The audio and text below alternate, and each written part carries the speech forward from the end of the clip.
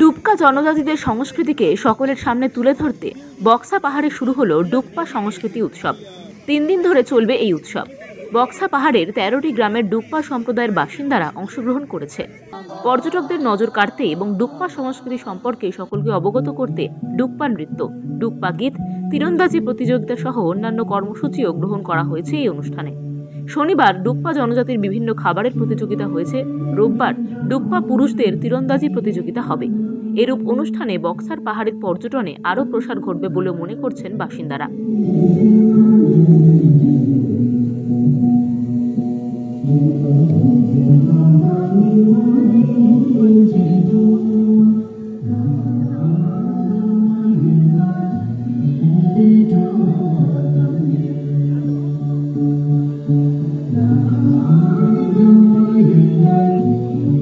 Bureau report, U Bangla TV, Alipurduar.